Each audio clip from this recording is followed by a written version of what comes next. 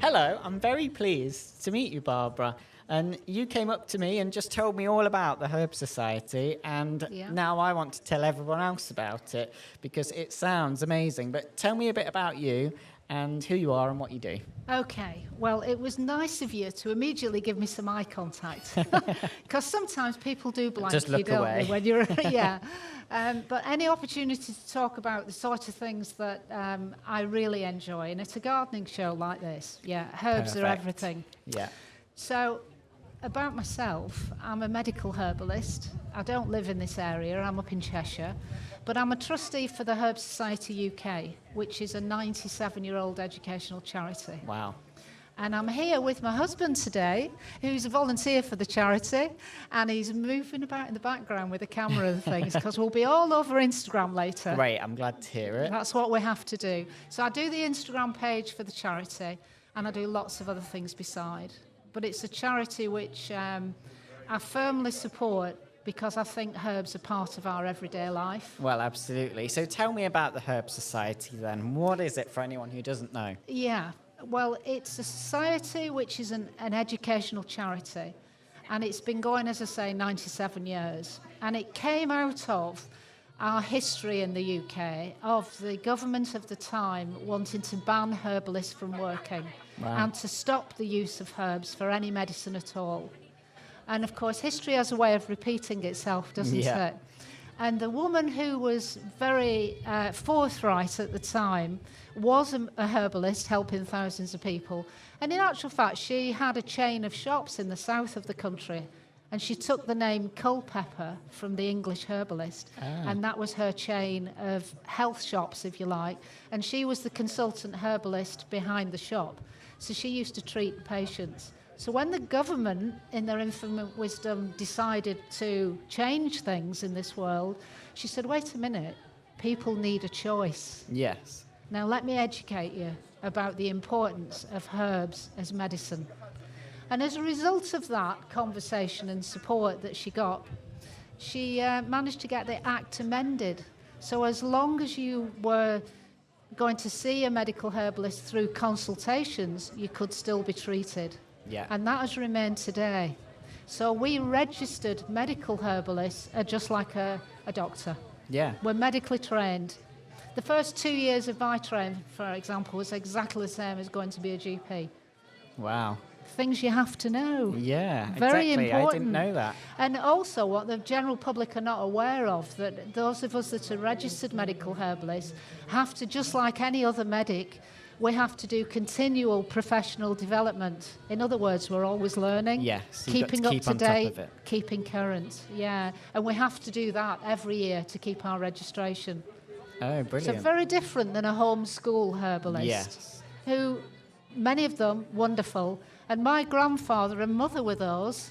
Oh, okay. So it's how I've been So brought it runs up. in the family. Yeah, it does. But the Herb Society itself is not just about herbal medicine. It's about literally everything to do with herbs, whether you want to cook with them, grow them, do crafts, art, folklore, history. It's the whole 9 yards, as they say. I think that's the expression. Well, isn't there's it? so much good stuff with herbs, isn't there? And I know that you've just been chatting to Kel as well, who works with me.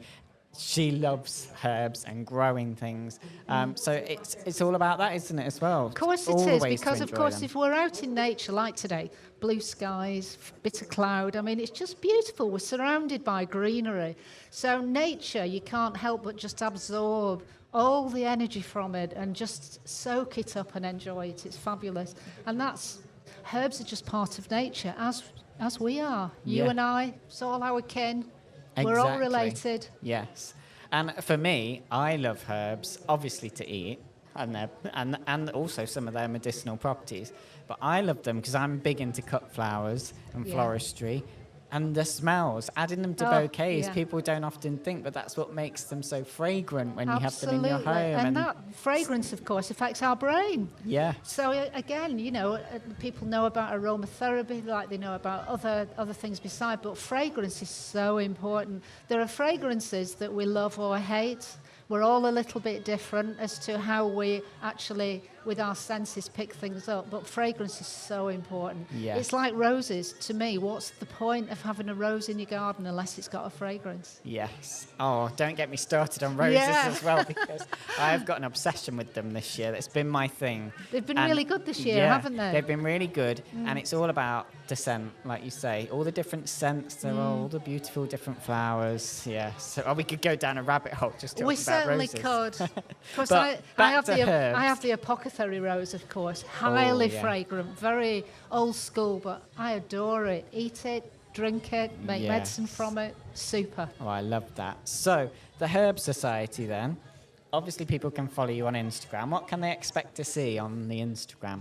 Well, I try to cover all sorts of things that not only am I interested in, but what I see the followers are interested in. I don't bother with algorithms and all sorts of insights and stuff behind the scenes. I'm not very tech-minded. If you follow the Instagram, you may pick up on that. But I think it's important for people to see a wide range of what life's about. Yes. Even quotes from books or from certain people. I mean, today I put something on about lavender, and funnily enough, about fragrance and the effect on our brain and also on the brain of the bees. Because we have the same brain receptors as bees for picking up the fragrance, those naturally occurring chemicals from lavender.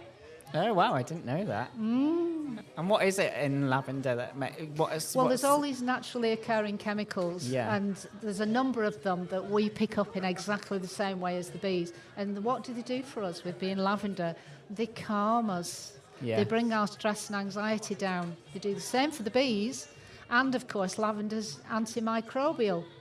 So the bees take that back to the hive, so it keeps them disease-free. Yes. And it's the same with us. And they put some of that into the honey they make. Yes. Perfect. Yeah, it's amazing.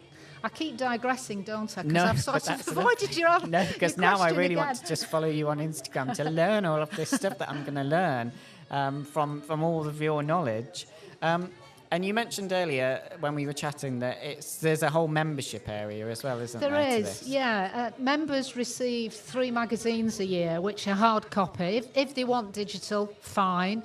But they get a hard copy magazine, which is lovely. We get monthly newsletters full of seasonal topical tips on everything that we've been talking about. And then, of course, we've got the archives, 97 years. Wow. How much is that worth if you want to put finance on it? I know. Members can look from their own home through the members page, and they can delve into any area of herbs that they're interested in. I mean, some people specialise in history and folklore. They're fascinated by that. Yeah. We have a wealth of knowledge there.